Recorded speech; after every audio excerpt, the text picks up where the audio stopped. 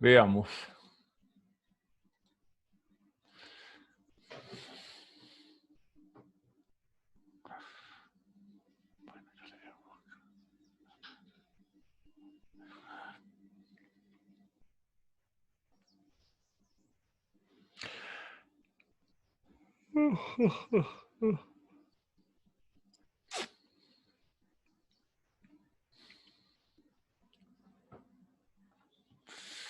Bueno, no me queda mucho, un ratito, nomás más.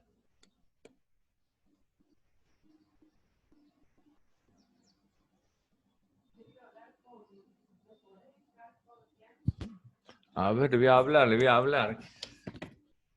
¿Qué te dijo? ¿No venía?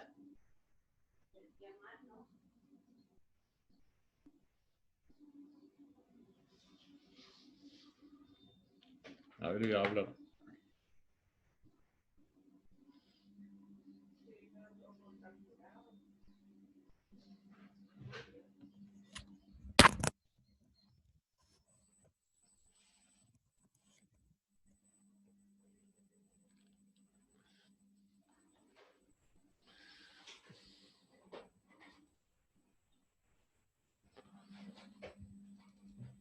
Hola.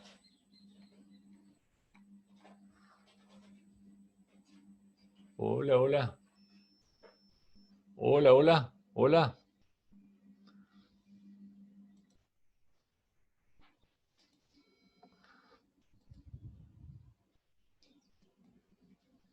Hola, ¿cómo va eso? ¿Bien? ¿Te mejoraste? ¿Están ahí? Ah, bueno. Pero está mejor. ¿Quién?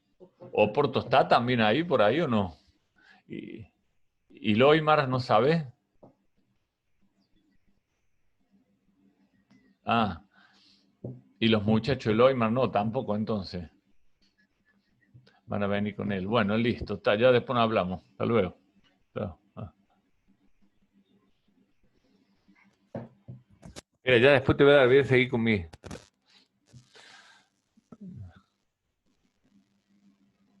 Okay.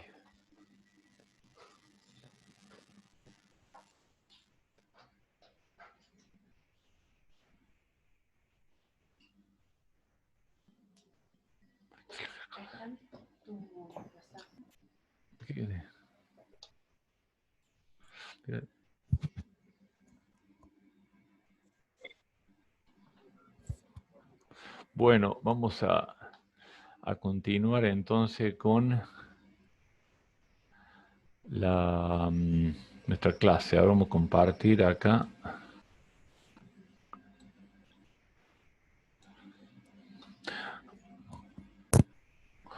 Bueno, se alcanza a ver la filmina y se me escucha.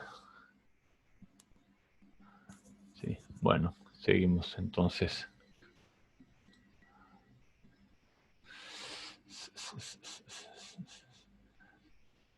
Bueno, estábamos con los anclajes, ¿no es cierto? Estaba la consideración cuándo es vertical o cuándo es subvertical, etcétera, respecto de del ángulo que forma con la vertical, ¿no es cierto? Un anclaje, por ejemplo, horizontal es con un ángulo alfa 0, siendo el ángulo alfa el que forma con respecto al horizonte, ¿no es cierto? Y subhorizontales son los anclajes, dice que están entre alfa, entre 0 y 30 grados. Bueno, acá hay un anclaje que trabaja en forma horizontal, por lo tanto, en este caso, por ejemplo, si en un paramento de roca, debemos tener presente que el esfuerzo debe ser tomado por la tensión de adherencia, ¿no es cierto? Bueno. Y acá hay otro caso con rocas diaclasadas para anclajes horizontales. Por ejemplo, los muros de sostenimientos, los anclajes subhorizontales, por ejemplo, u horizontales, hay que tener presente lo que le dije al iniciar la clase, que deberían estar fuera de el volumen de que se encuentra en equilibrio plástico, o sea, fuera de la línea de rotura. Recordemos que para esto era 45 más phi sobre 2, entonces fuera de ese ángulo y a una distancia que según este autor debería ser mayor a 0,15 de h, es decir, que si este muro tiene 3 metros, esto debería estar a 50, 60 centímetros de línea de rotura, quizá convenga ponerlas un poquito más. Bueno, o sea, debe estar a por lo menos 0,15 h del plano de falla.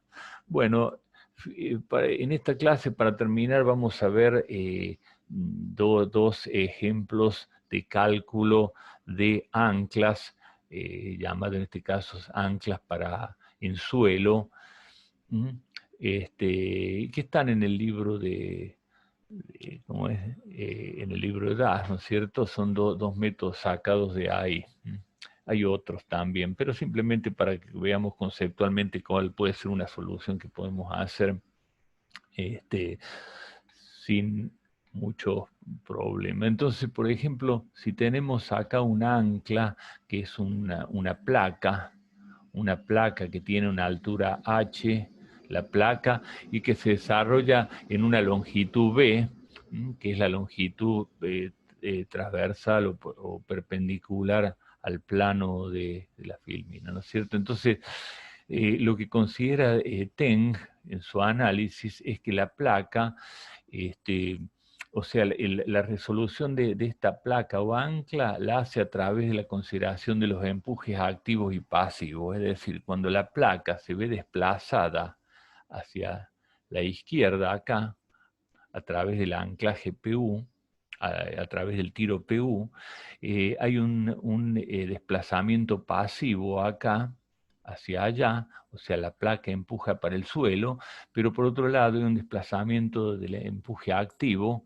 hacia allá, es decir, la placa al desplazarse a la izquierda, como sabemos que el empuje pasivo es mayor el desplazamiento necesario para su generación de desequilibrio plástico que el activo, los dos empujes se van a activar, o sea, van a aparecer. Entonces, por un lado, el empuje pasivo es el que soporta o se resiste al movimiento, y por otro lado el empuje activo, porque se ha desplazado la placa. Entonces lo que considera Ten es que PU, que es la resistencia última de la ancla, es el ancho B transversal a la filmina por la resistencia, por las fuerzas pasivas por unidad de longitud.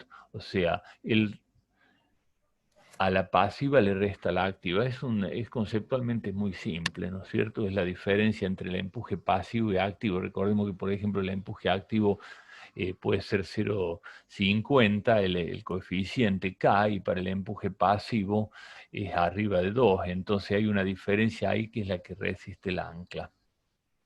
¿Cierto? Eso puede darse, por ejemplo, si nosotros ponemos en profundidad un muerto así, con un tiro.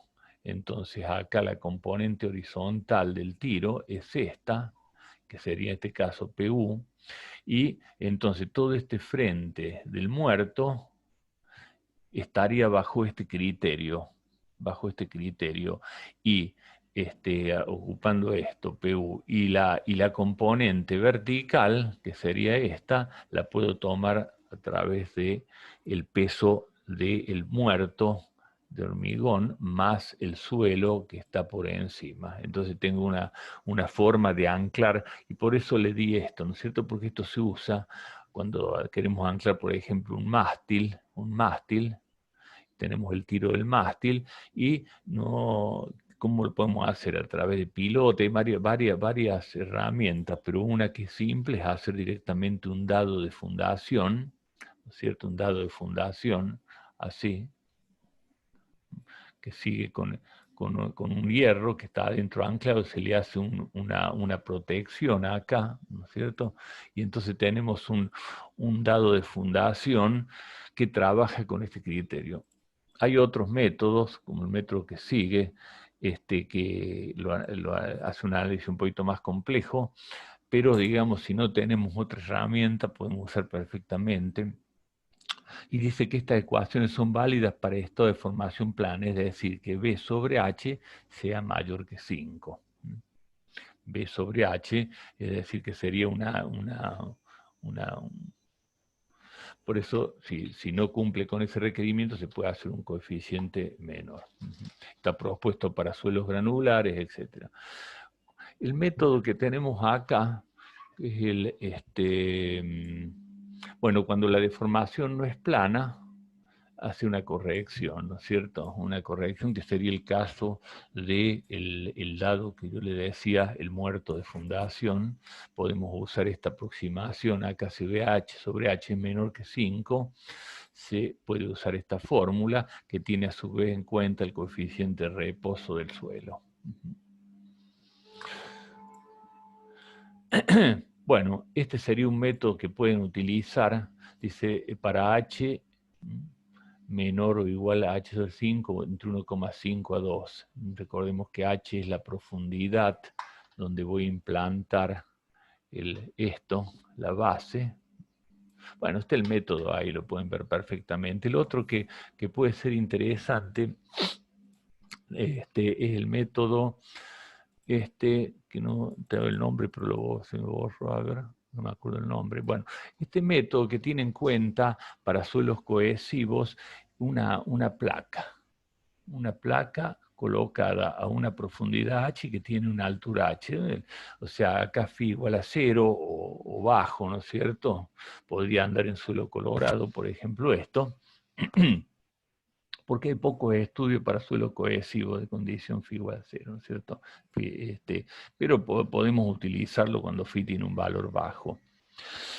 Bueno, y este método distingue dos tipos de rotura del suelo según la profundidad donde está la ancla. Es decir, esta ancla acá está cercano a la superficie y este autor considera que el suelo se rompe de esta manera, con esta forma, mientras que si el ancla está en una posición más profunda, él dice que se rompe de esta manera, y es algo totalmente lógico, ¿no es cierto? La forma de rotura no involucra el levantamiento de suelo, se produce allá abajo, qué sé yo cuánto. Entonces, ¿y cuándo es una u otra rotura? Bueno, él considera que hay una profundidad o relación de profundidad crítica en el cual se produce el cambio de rotura. Acá yo lo sinteticé en esta filmina, donde yo tengo las dos formas de rotura, esta forma de rotura y esta forma de rotura.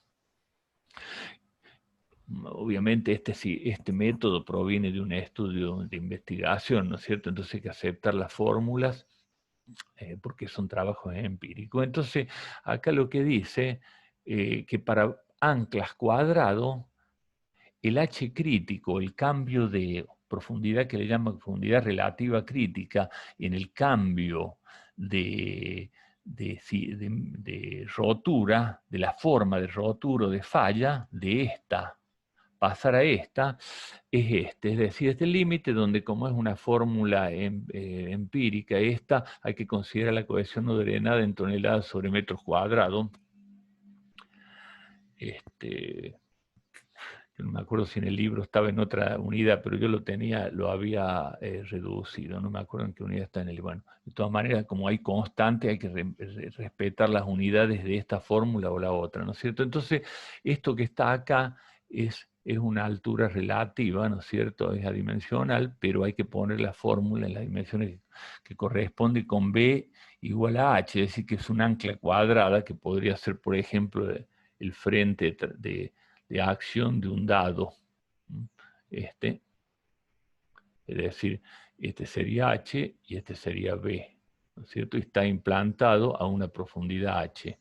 Bueno, entonces H da la altura crítica y cuando es rectangular se toma la cuadrada y se le multiplica por un coeficiente, ¿no es cierto? Que depende de las relaciones de profundidad y de lados, con B mayor que H y B igual a H. ¿Sí? Tenemos los dos cambios de profundidad, los dos cambios de falla. Bueno, después considera esta gráfica en el cual dice que la fuerza que admite la resistencia, o sea, la fuerza de resistencia última va creciendo a medida que va en profundidad y después cuando cambia el tipo de falla permanece constante. A él le llama factor de desconexión a PU sobre las dimensiones de la placa y el valor de C. A eso le llama FC, factor de conexión, y dice que va aumentando la placa en superficie acá hasta que llega a una profundidad, después se mantiene constante y ese valor es un 9 según sus estudios de investigación. Es decir, que la carga resistente va aumentando a medida que se lo entierra más, hasta que después ya no importa la profundidad, y algo lógico, directamente es, no tiene en cuenta aquel empuje pasivo, por lo tanto no depende de la profundidad, simplemente estamos en un suelo cohesivo. Entonces ese factor vale 9. Y entonces a partir de ahí plantea lo siguiente: para anclas cuadradas con H mayor que H, o sea, mayor que H crítico, sería el segundo sistema de falla, y la carga última es 9 veces la altura de la placa por C.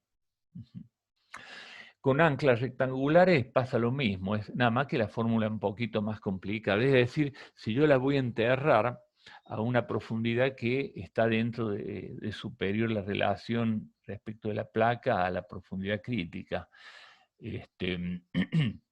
Bueno, entonces es uno u otro cuando la placa está en el sistema 2 de falla. Ahora, para placas rectangulares, cualquiera de las dos, cuadrados rectangulares, cuando H sobre H es menor que el H crítico, ocupa esta fórmula, ¿no es cierto?, donde participan los H críticos, las dimensiones, y de ahí puedo sacar el valor PU, ¿no es cierto?, haciendo un tanteo, y determinar cuál es el valor de PU para una placa que está ya sea rectangular o cuadrada, cuando está ubicado en una profundidad por encima de ese valor crítico. Bueno, el método yo lo saqué de ahí, lo tengo como una herramienta, téngalo presente, tengan una mirada y téngalo presente que es una herramienta que tienen tanto esa como el método de Teng para resolver este tipo de problemas, ¿no es cierto? Y bueno, y finalmente anclaje en suelo, que es el último que vamos a ver. La resistencia última de un tirante en arena está dado por PU, es pi por el diámetro, esta sería la profundidad al cual se implanta el anclaje.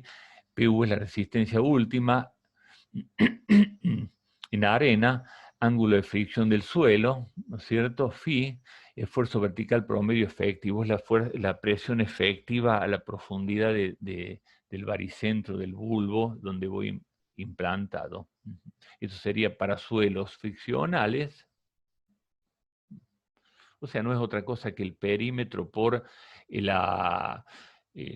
coeficiente K, que es el coeficiente de presión de la Tierra, ¿no es cierto? Habría que usar el coeficiente de reposo en ese caso, K igual que reposo, el límite inferior dice K, sería, bueno, es decir, este sería el valor. Si uso K, el coeficiente activo sería el límite inferior, ¿no es cierto? Porque sabemos que es menor que el coeficiente de reposo. Es decir, convendría, si quiero ponerme el lado de seguridad, usar el coeficiente K, coeficiente de reposo 0,7, 0,8.